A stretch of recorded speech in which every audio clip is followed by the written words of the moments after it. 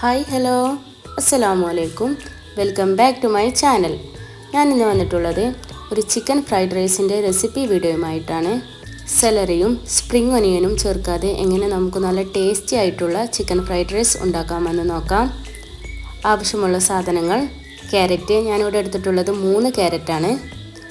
നീളത്തിലരിഞ്ഞ 3 carrot, ചെറുതായി അരിഞ്ഞ 2 capsicum, ഒരു സവാള, ഒരു റെഡ് ക്യാപ്സിക്കം, ചെറുതായി അരിഞ്ഞ ബീൻസ്,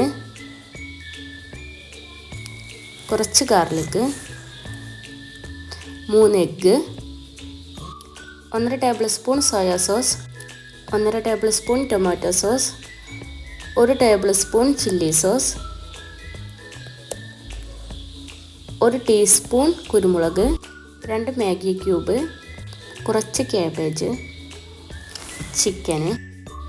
എങ്ങനെയാണ് ഉണ്ടാക്കുന്നതെന്ന് നോക്കാം. പാത്രത്തിലേക്ക് 3 ടേബിൾ സ്പൂൺ സൺഫ്ലവർ ഓയിൽ ഒഴിക്കുക. അതിലേക്ക് നമ്മൾ ചെറുതായി അരിഞ്ഞ ഗാർലിക് ചേർത്ത് കൊടുക്കാം. കൂടെ തന്നെ നമുക്ക് സവാള ചേർത്ത് കൊടുക്കാം. പിന്നെ ബാക്കിയുള്ള എല്ലാ വെജിറ്റബിൾസും നമുക്കിതിലേക്ക് ചേർത്ത് കൊടുക്കാം. മാഗി ക്യൂബും കുരുമുളക് പൊടിയും നമുക്ക് ചേർത്ത് കൊടുക്കാം. എന്നിട്ട് നന്നായിട്ട് ഇളക്കി കൊടുക്കാം.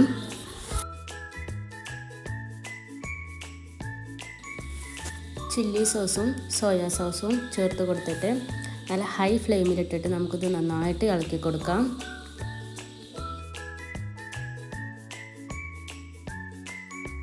ചിക്കനിലേക്ക് ഉപ്പും കുരുമുളക് പൊടിയും ചേർത്തിട്ട് ചിക്കൻ ഓയിലിൽ ഒന്ന് ഫ്രൈ ചെയ്തതാണിത്. ഇത് നമുക്കിതിലേക്ക് ചേർത്ത് കൊടുക്കാം. എന്നിട്ട് നന്നായിട്ട് ഇളക്കി കൊടുക്കാം.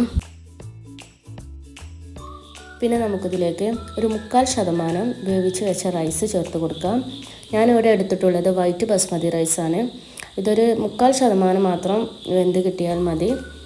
പിന്നെ ഇതിൽ കിടന്നിട്ടൊന്ന് കുക്കായിക്കോളും. നമുക്ക് ആ റൈസ് ചേർത്ത് കൊടുക്കാം.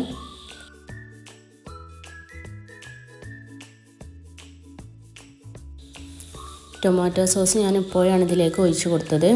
ഒഴിച്ചതിന് ശേഷം നമുക്കിത് നന്നായിട്ട് ഇളക്കി കൊടുക്കാം. ഈ റൈസും വെജിറ്റബിൾസൊക്കെ നന്നായിട്ടൊന്ന് ചേരാൻ വേണ്ടിയിട്ട് നമുക്ക് നന്നായിട്ട് ഇളക്കി കൊടുക്കാം.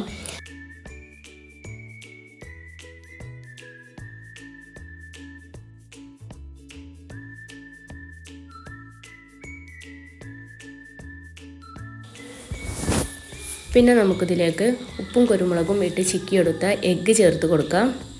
എന്നിട്ട് നമുക്കിത് നന്നായിട്ട് ഇളക്കി കൊടുക്കാം. നന്നായിട്ട് ഹൈ ഫ്ലെയിമിലിട്ടിട്ട് നന്നായിട്ട് ഇളക്കി കൊടുക്കാം.